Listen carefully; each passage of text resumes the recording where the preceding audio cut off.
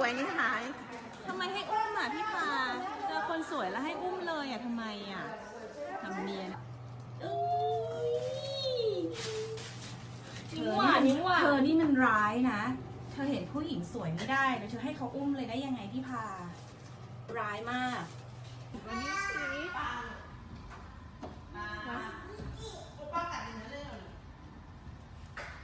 ไหน